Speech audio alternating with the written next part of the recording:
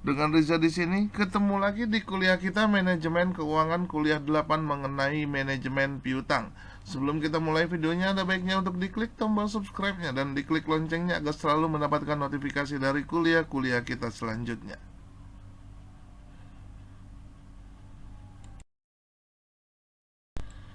Piutang merupakan aktiva atau kekayaan perusahaan yang timbul sebagai akibat dari dilaksanakan politik penjualan kredit.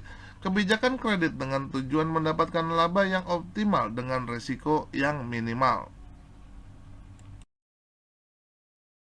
Tujuan penjualan kredit yaitu merangsang minat para pelanggan, menaikkan volume penjualan, meningkatkan laba bersih perusahaan, dan strategi untuk memenangkan persaingan sehingga perusahaan dapat memperbesar market share.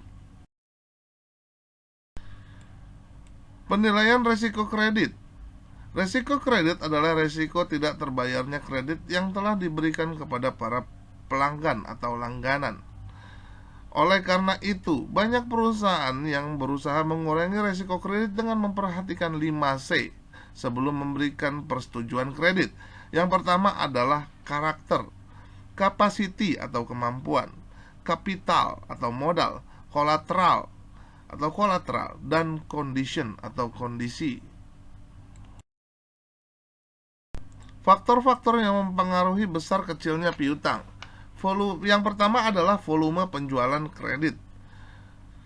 Kenaikan proporsi penjualan kredit maka akan mengakibatkan kenaikan dana dalam piutang atau modal untuk mendapatkan piutang, serta meningkatkan risiko dan meningkatkan juga profit.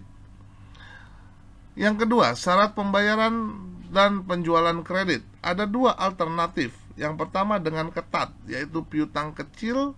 Perusahaan juga harus dipilih dengan selektif, dan dengan lunak atau piutang besar, perusahaan yang dipilih kurang selektif. Dalam penjualan kredit selalu tertera kapan piutang tersebut jatuh tempo dan apakah ada diskon yang diberikan. Contohnya syarat pembayaran ini sebagai berikut: 5/10 net per 60. Maksudnya adalah diskon 5% apabila piutang dibayar paling lambat 10 hari tanggal penjualan, dan batas akhir pembayaran adalah 60 hari.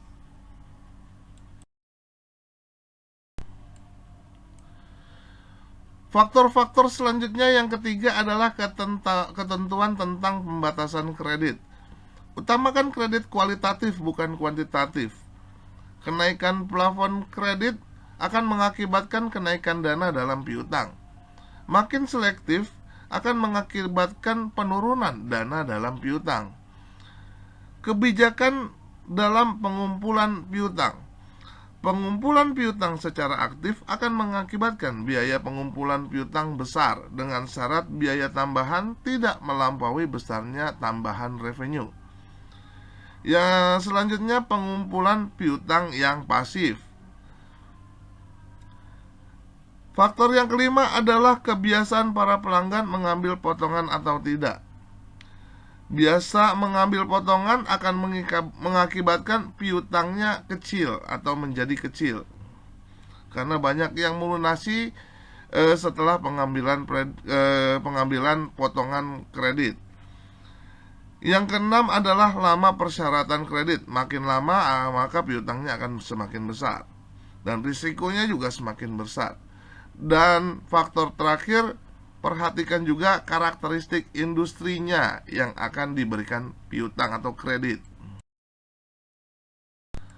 Hal-hal yang terkait dalam pengumpulan piutang dan kebijakan kredit menurut Horn and Wacowicz tahun 95. Yang pertama, standar kredit. Kualitas minimum penilaian kredit dari permintaan kredit yang dapat diterima oleh perusahaan. Variabel yang harus dipertimbangkan dalam pemberian kredit antara lain sebagai berikut. Yang pertama, kualitas piutang dagang yang dapat diterima. Yang kedua, jangka waktu periode kredit. Selanjutnya ada potongan tunai dan pembayaran lebih awal. Dan yang terakhir ada program pengumpulan piutang. Yang kedua adalah termin kredit. Jangka waktu periode kredit dan potongan tunai yang diberikan jika dilakukan pembayaran lebih awal. Selanjutnya yang ketiga adalah potongan tunai. Maksudnya adalah persentase pengurangan pembayaran dari jumlah bruto penjualan karena pembayaran dilakukan dalam periode potongan tunai.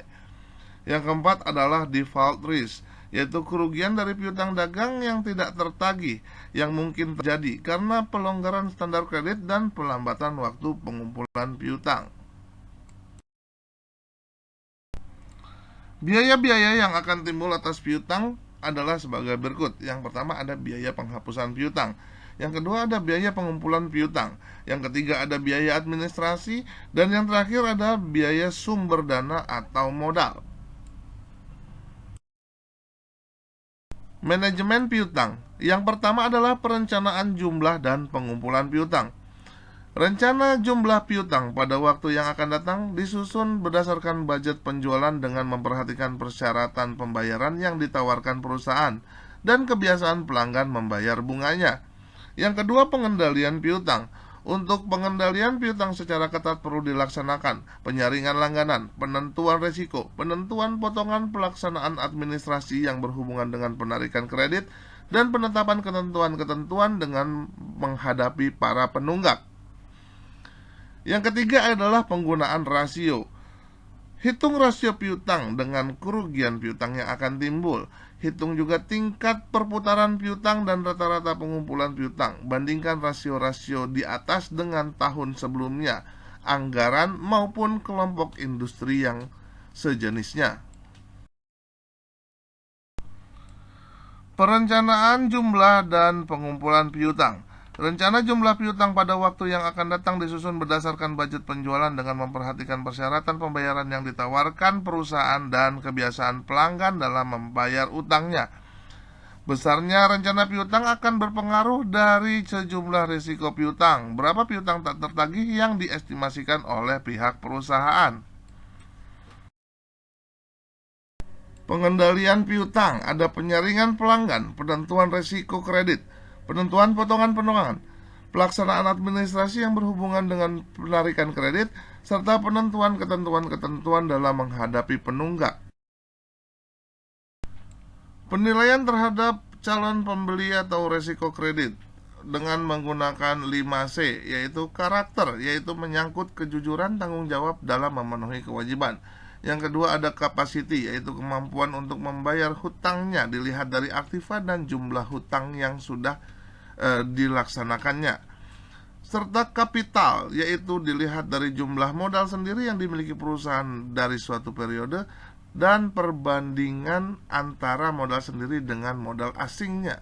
Kolateral, yaitu jaminan dalam pengambilan kredit, serta condition atau kondisi perekonomian secara umum, apakah kondusif atau tidak. Langkah-langkah penentuan risiko kredit. Yang pertama ada penentuan batas tertinggi risiko kredit. Misalnya, dalam 5 tahun terakhir terjadi kredit yang tidak tertagih, yaitu 4%, 3%, 5%, 6%, dan 5%. Maka dapat ditentukan batas tertingginya, yaitu 6% dari penjualan kredit. Terus kita harus mengadakan klasifikasi pelanggan, yang mana yang boleh mengambil kredit lagi dan yang mana yang tidak boleh. Seleksi pelanggan dengan ketentuan yang tetap. Misalnya, untuk 5% adalah batas maksimal dari pelanggan yang akan diberikan kredit. Jadi di atas 5%, yaitu 6%, itu tidak akan diberikan kredit kembali di masa yang akan datang. Pemantauan piutang, proses evaluasi atas kebijakan kredit yang dijalankan. Poin utama dalam pemantauan ini adalah rasio dari Days Sales Outstanding atau DSO dan aging schedule. Analisis perubahan kebijakan piutang. Untuk menentukan kelayakan syarat kredit yang telah berlaku, dilakukan analisis dengan dua macam pilihan pendekatan. Yang pertama, pendekatan pertambahan laba, yaitu pembandingan pertambahan pendapatan dengan pertambahan biaya. Yang kedua adalah pendekatan nilai atau net present value, Pembandingan nilai antara arus kas yang masuk dari piutang dengan arus kas yang keluar dari biaya. Day sales outstanding. Ini adalah salah satu dari rasio aktivitas, ukuran yang mengungkapkan beberapa lama piutang tertagih atau average collection period. Meningkatnya DSO menunjukkan pelanggan makin lambat untuk membayar. DSO akan menurun seiring penurunan piutang usaha akibat penerimaan lebih cepat dan penurunan penjualan. DSO sama dengan piutang dibagi dengan penjualan kredit dibagi dengan 360 hari. Contohnya sebagai berikut. Suatu perusahaan menetapkan syarat kredit sebesar 2/10 net 30. Penjualan kredit saat ini adalah 600 juta rupiah per tahun. 40% pelanggan memanfaatkan diskon, 50% pelanggan pada hari ke-30 dan 10% membayar pada hari ke-50. Berapa jumlah piutang rata-rata dan berapa jumlah piutang rata-rata jika semua pelanggan memanfaatkan diskon?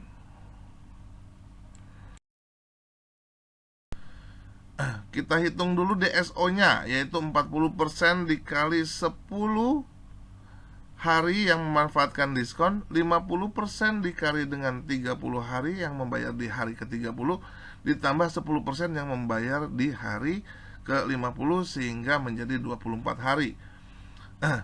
Piutang, rumus dari DSO adalah piutang dibagi dengan 600 juta. Ini adalah piutang pada tahun tersebut dibagi dengan 360 sama dengan 24. Ini yang 24 hari.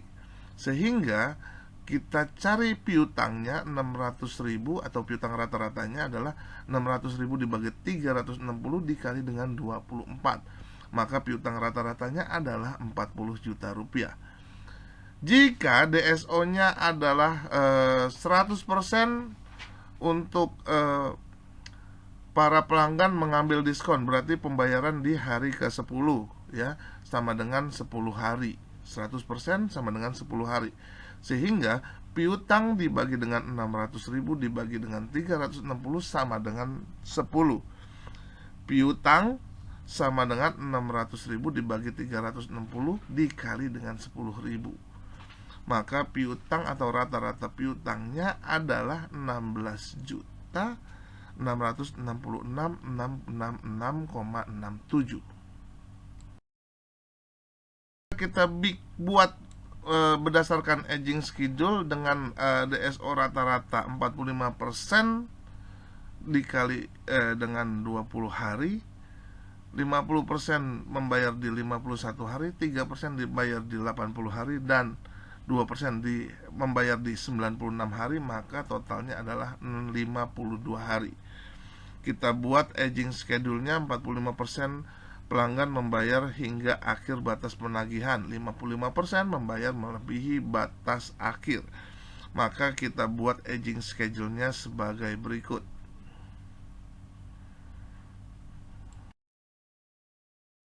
Selanjutnya kita masuk ke perputaran piutang.